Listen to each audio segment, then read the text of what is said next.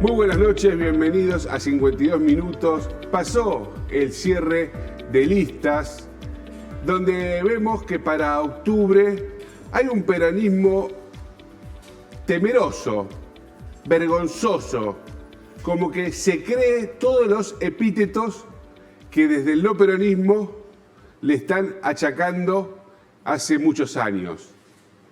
¿Y por qué digo esto? Bueno, en principio las candidaturas en los distritos más importantes, provincia de Buenos Aires, donde ahí se va a librar una batalla importante electoral, lo lleva a Jorge Tayana y a Recalde en Ciudad de Buenos Aires. Son los dos el centro del país, ¿no es cierto? Hay que sincerar esa realidad política, geográfica y de poder que tiene en gran medida responsabilidad de lo que pasa en la Argentina.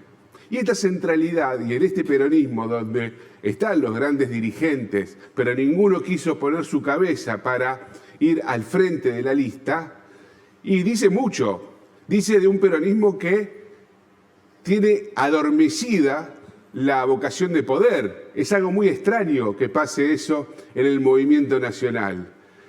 ¿Y por qué no aparecen los principales dirigentes? ¿Por miedo a perder? Porque dice que, bueno, son todas especulaciones, no tenemos esa información fina. Lo que sí vemos es que no sé si el peronismo está divisando la totalidad del campo de juego, si está viendo todo el tablero político, si está viendo que se va a empezar a votar con boleta única, cosa que los santafesinos tenemos mucha experiencia. Hay que ver allí cómo operan los nombres.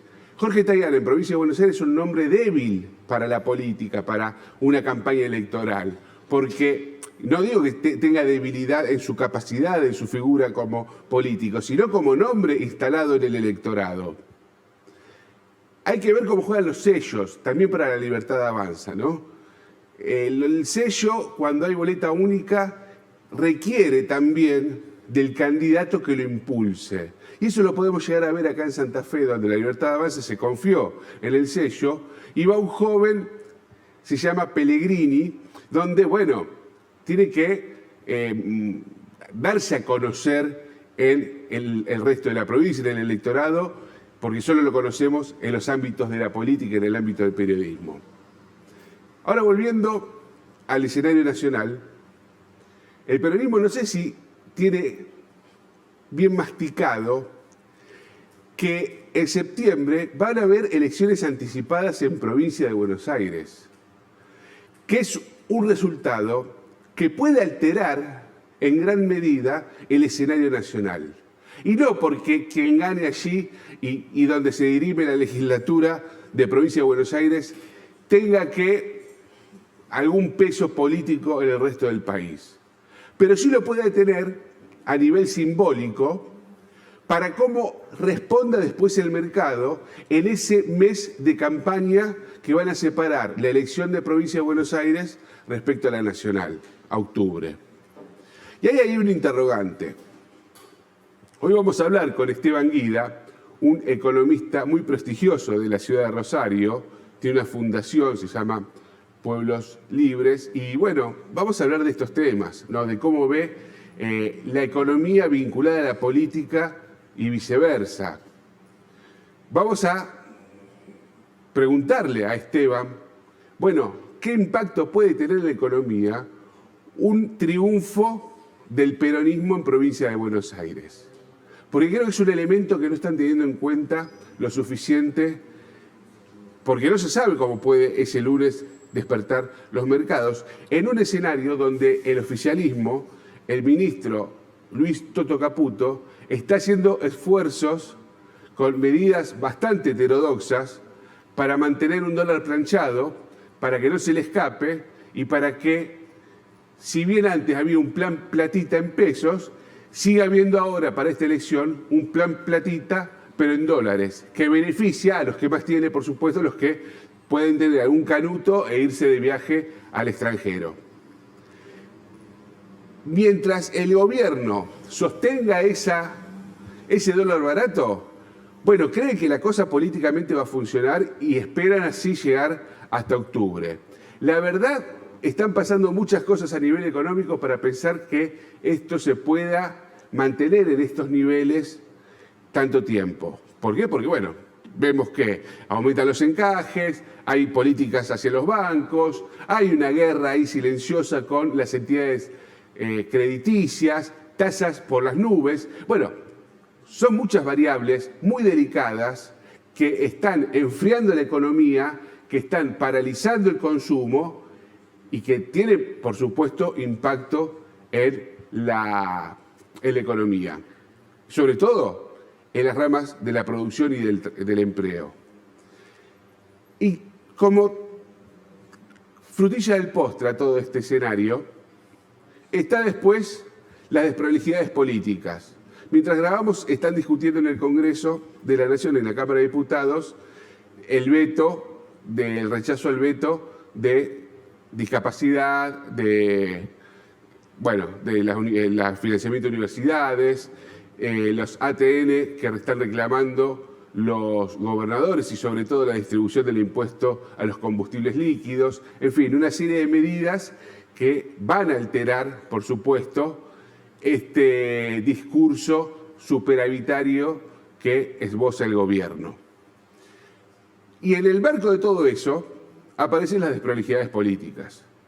Filtraciones, están jugando muy al límite con los siempre sucios servicios de inteligencia locales, donde se tiran carpetazos, se tiran, con operaciones de espionaje. Ahora aparecieron algunos audios que se presume se trata del titular de discapacidad, de la Oficina de Discapacidad, donde habla de retornos que irían a Lula Mena y a Karina Mira, y en fin, se le suma el caso Libra, se le suman, empiezan a aparecer y acumularse en este año y medio de gobierno solamente muchos casos que ya no son aparentemente casualidades o distracciones, sino que hay un plan sistemático, para no hablar de la venta directa de candidaturas, donde en anteriores elecciones, y esta también, se han girado en más de una oportunidad.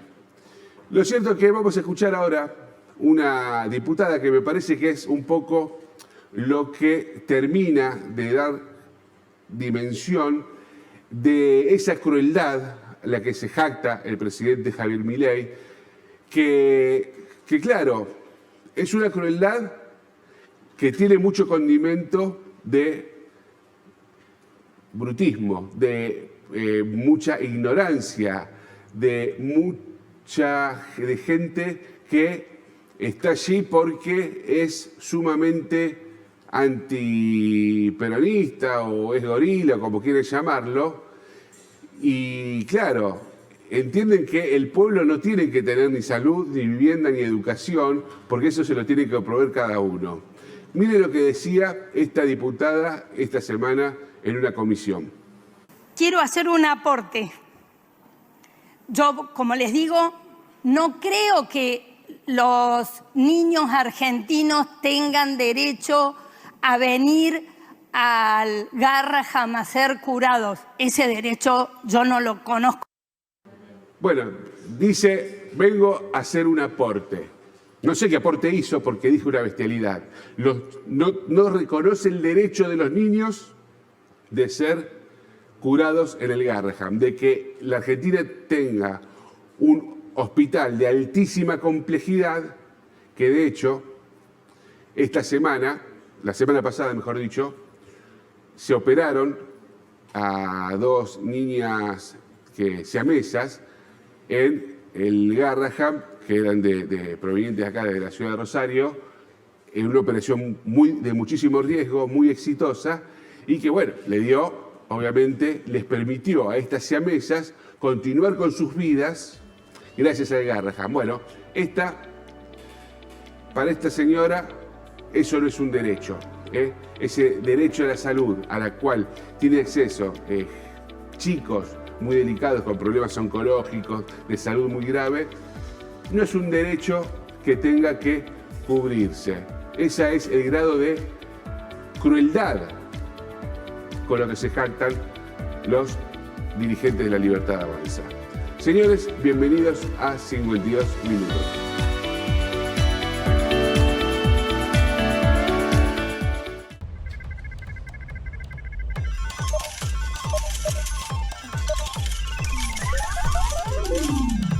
¿Todo bien?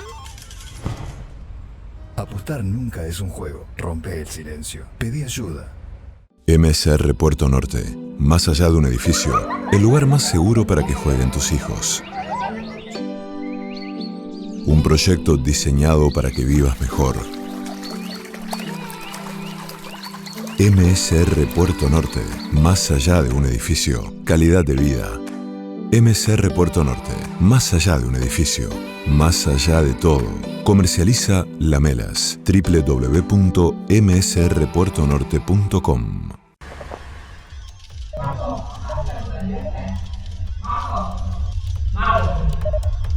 Marcos,